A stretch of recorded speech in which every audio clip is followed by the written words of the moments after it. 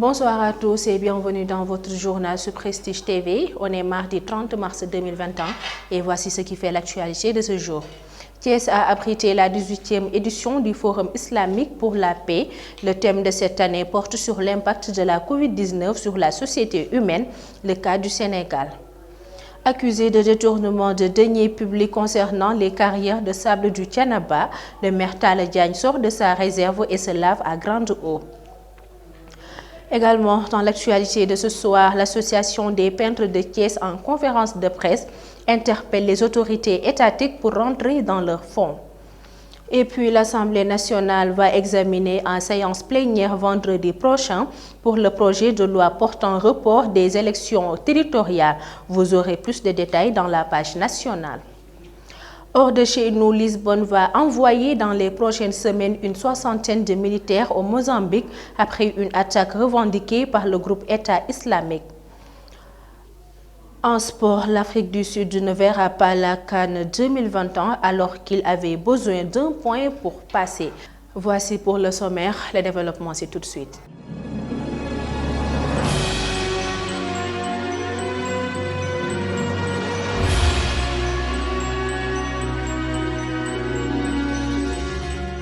Coronavirus au Sénégal, la situation épidémiologique de ce jour fait état de 52 nouvelles contaminations, dont 33 cas communautaires, 5 pertes en vies humaines et 188 patients déclarés guéris. Le point, c'est avec El Hadji Mamadou Ndiaye, le directeur de la prévention. Le ministère de la Santé et de l'Action sociale a reçu les résultats des examens virologiques ci-après. Sur 1073 tests réalisés, 52 sont revenus positifs, soit un taux de positivité de 4,85%. Les cas positifs sont répartis comme suit. Nous avons eu 19 cas contacts suivis par nos services. Aucun cas importé n'a été enregistré au niveau de nos différentes portes d'entrée aériennes, maritimes et terrestres. Et 33 cas issus de la transmission communautaire ont été répertoriés et répartis comme suit. Dans la région de Dakar, on dénombre 11 cas communautaires. Dans les autres régions, nous avons 22 cas, dont 5 à Kolda, 3 à Thiès et à Ziguinchor, 2 à Matam et à Tamba, 1 à Bunkiling, Kédougou, Khombol, Sali, Tasset, Tchadjaï et Thiénaba-Sek. 188 patients suivis ont été contrôlés négatifs et déclarés guéris. 30 cas graves sont pris en charge dans nos services de réanimation. 5 décès ont été enregistrés ce lundi 29 mars 2021. L'état de santé des autres patients suivis ou hospitalisés est jugé stable. La Cité du Rail a abrité samedi dernier la cérémonie de clôture de la 18e édition du Forum islamique pour la paix. Pendant 2 jours, d'éminentes sommités se sont penchées sur plusieurs thématiques allant de l'impact du coronavirus sur le plan social, éducatif, religieux et économique. Mamadou Niang, secrétaire général de l'IGM, que nous écoutons. Donc nous venons juste de terminer la 12e édition de ce Forum islamique pour la paix. Donc vous conviendrez avec moi que voilà 18 ans que ce forum œuvre pour la promotion de la paix, mais également la stabilité de ce pays. On vient juste de sortir de quelques violences ici au niveau du Sénégal. Et cela prouve que des institutions, des organes comme le Forum islamique devraient être encore solidifiés dans ce pays pour que l'exception sénégalaise en termes de paix, en termes de stabilité au niveau de la région, puisse au moins, encore une fois de plus, montrer aux jeunes générations que le Sénégal est un havre de paix. Il faudra que les gens cessent de parler d'ethnie dans ce pays. Vous avez vu là où ces pays où il y a le problème d'ethnie. Allez-y au Rwanda, vous allez voir des villages entiers massacrés parce que tout simplement n'appartenant pas à un tel ou une telle autre ethnie. Donc il faudra que ces prémices, ces germes-là qui commencent à guetter le Sénégal, puissent aujourd'hui connaître un frein de grâce, que les gens ne nous ramènent pas dans ces histoires d'ethnie ou de contingence administrativement parlant au niveau de certaines régions du Sénégal, parce que ici, le Sénégal n'a jamais connu ces problèmes d'ethnie ou ces problèmes de régionalisation. Donc le Sénégal, il est uni, le Sénégal est indivisible. Donc de grâce, nous lançons un appel solennel à tous nos concitoyens et de faire très attention à certaines paroles, à certaines allégations et surtout à cette dichotomie qui pourrait, d'une manière ou d'une autre, faire rentrer le pays dans un tournant où nous ne souhaitons pas. Suite aux accusations de détournement public concernant les carrières de sable de Thiénaba, le maire Talla Diagne, de par son conseiller municipal Adama Diop, apporte un démenti. Il est au micro de Moussa Mbaye. Il n'était pas aujourd'hui de notre souhait de tenir cette conférence de presse. Mais il est opportun aujourd'hui d'éclairer un peu l'opinion publique sur les accusations de toutes sortes qui nous ont été adressées à travers la presse. Concernant d'abord les délibérations, je dirais tout d'abord que nous ne sommes pas responsables du propriétaire terrien qui vient demander une délibération. C'est son droit, le plus absolu. Mais notre rôle à nous, c'est d'envoyer la commission domaniale afin de mener des enquêtes auprès de la famille, auprès du chef de village, mais auprès des notables et du conseiller de la localité. Mais je le réitère, nous devons être véridiques dans nos déclarations, mais ne pas intoxiquer dans le but de récupérer des voix pour des prochaines élections. Mais heureusement, la population de Thiénaba est mature et elle sait distinguer le vrai du faux. Concernant les carrières, depuis 2014, un collecteur a été mis sur place. Mais en 2019, nous avons fait un constat, nous tous, lors de l'examen du compte de gestion, qui a montré des failles. Et la première réaction du maire était de lui convoquer et lui demander des explications. Mais le maire n'était pas convaincu de ces allégations. Alors c'est ce qui a motivé qu'il ait convoqué le conseil municipal et leur a présenté le compte administratif. Une note de culture avec l'association des peintres de Thiès qui s'impatiente.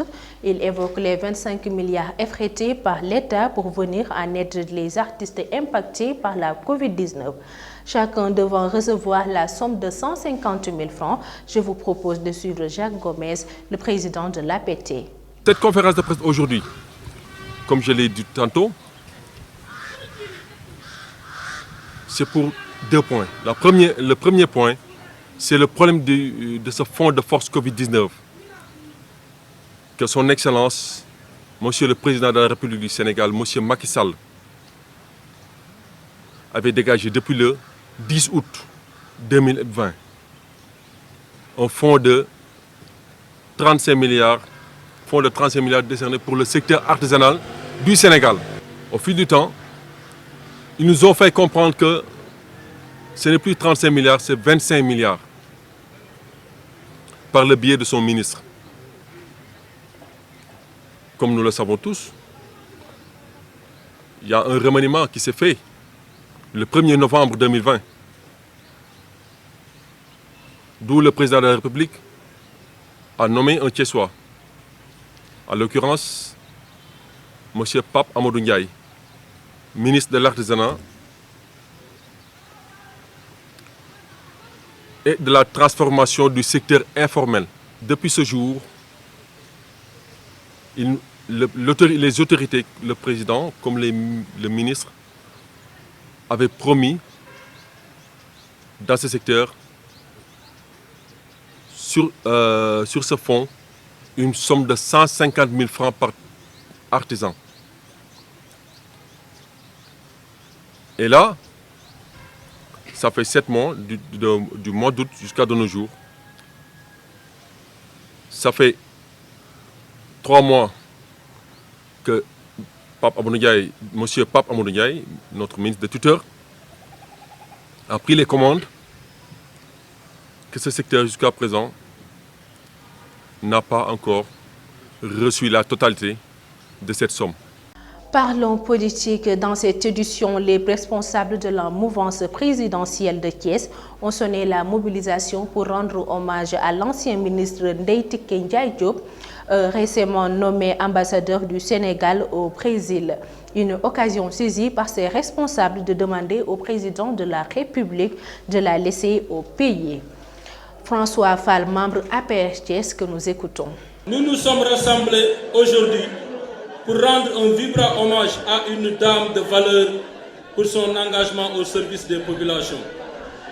Ndeye Tické Ndiaye Diop est ingénieur en technologie halieutique, originaire de la ville de Thiès. Elle y exerce des activités en faveur des populations locales, tels des financements accordés aux femmes ou des investissements pour la salubrité de la ville de Thiès. Ce qui lui a valu le titre d'icône 2016, qui lui est accordé en récompense de ses actions contre Djadjeuf. D'abord secrétaire générale au ministère de la Pêche, elle est nommée directrice de l'Agence nationale des affaires maritimes du Sénégal, ANAM, en 2017. Nous nous sommes rassemblés aujourd'hui pour rappeler au président de la République, Macky Sall, que l'heure n'est pas à la démobilisation, que l'heure est à l'unité. Avec la nomination de Mme Ndeye Tické Ndiaye au poste d'ambassadrice au Brésil, on en félicite le président de la République. C'est Thiès aussi qui est en perte aujourd'hui. C'est Thiès aussi qui sera sevré de sa sève nourricière. Ndeye Tické Ndiaye Diop est une mère. Ndeye Tické Ndiaye Diop est une sœur. Ndeye Tické Ndiaye Diop est une amie qui se repose l'espoir pour la conquête de Thiès lors des élections locales prochaines, Inch'Allah Rabbi.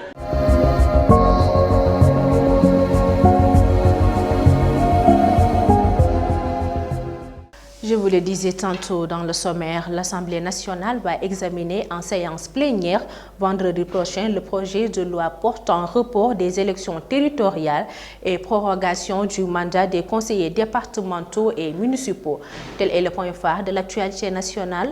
À la présentation, Fatou Fall. Démarrons les actualités nationales avec l'Assemblée nationale qui va examiner en séance plénière vendredi prochain le projet de loi portant report des élections territoriales et prolongation du mandat des conseillers départementaux et municipaux. La décision a été prise lors de la réunion d'hier de la conférence des présidents. Ensuite, une opération coup de poigne menée le week-end dernier a permis à la douane sénégalaise de saisir plus d'une tonne de chanvre indien dans plusieurs endroits du pays, rapporte le Bureau des relations publiques et de la communication de la Direction générale des douanes. Le groupement polyvalent de recherche et de répression de la fraude basé à Thiès a saisi dans la zone de la Petite Côte 774 kg de chanvre indien. La même source signale que samedi dernier, la brigade mobile des douanes de Nioro a saisi 400 kg de chanvre indien dans la forêt de Keremouki. Terminons les actualités nationales avec Yankoba Diattara, ministre de l'économie numérique et des télécommunications, a lancé ce lundi 29 mars 2021 le projet d'entrepreneuriat numérique féminin. Dans la région de Kaffrine, il en a profité pour fournir des lots d'ordinateurs aux collectivités locales et à certains des services déconcentrés de l'État dans les départements de Koungheul et de Kaffrine. Ce projet d'entrepreneuriat numérique féminin qui sera déployé dans toutes les régions du Sénégal s'inscrit dans une dynamique de faire du numérique en levier de compétitivité pour les femmes et les jeunes.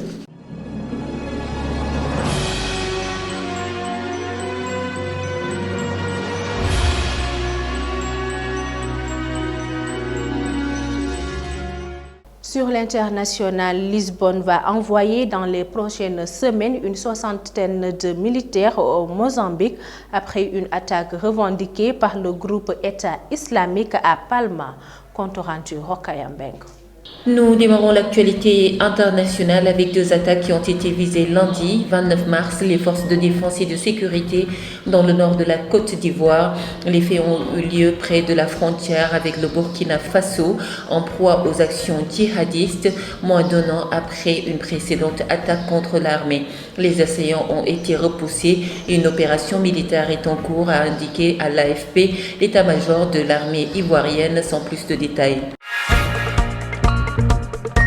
Lisbonne va envoyer dans les prochaines semaines une soixantaine de militaires au Mozambique après une attaque revendiquée par le groupe État islamique à Palma, ville du nord du pays, a indiqué lundi 29 mars le ministre portugais des Affaires étrangères Augusto Santos Silva.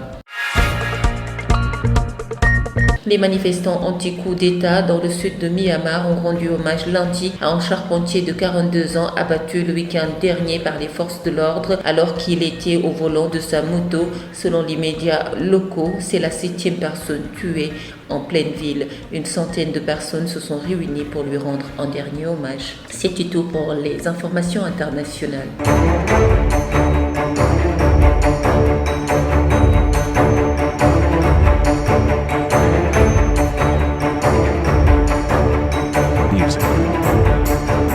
Dernier élément de ce journal, quart de finaliste de la précédente édition, l'Afrique du Sud ne verra pas la CAN 2021 alors qu'il avait besoin d'un point pour passer. La page sportive est signée Ndékoumba Fall. Démarrons les actualités sportives par la Fédération gambienne de football qui a annoncé ce lundi avoir prolongé de 5 ans le contrat le liant au technicien belge Tom Saintfier, qui a qualifié la sélection senior pour la première phase finale de la Coupe d'Afrique des Nations de son histoire. Et puis la dernière journée des éliminatoires de la Coupe d'Afrique des Nations offre à 4 sélections membres de la zone Ouest A de l'Union des fédérations ouest-africaines de football, parmi lesquelles le Cap-Vert, l'ultime occasion de se qualifier pour cette compétition prévue en janvier prochain au Cameroun. Les requins bleus du Cap-Vert se trouvent dans la même situation que 3 autres sélections membres de la zone Ouest A de l'UFOA, à savoir la Guinée-Bissau, la Mauritanie et la Sierra Leone. Terminons par le quart de finaliste de la précédente édition. L'Afrique du Sud ne verra pas la CAN 2021 alors qu'il avait besoin d'un point pour passer. Les Bafana Bafana ont chuté face au Soudan 2-0 ce dimanche à Omdurman à l'occasion de la dernière journée des éliminatoires. C'était tout pour les actualités sportives. Merci Ndékoumba Fall pour ces actualités sportives. Voilà, c'était l'essentiel des actualités de ce mardi 30 mars 2021.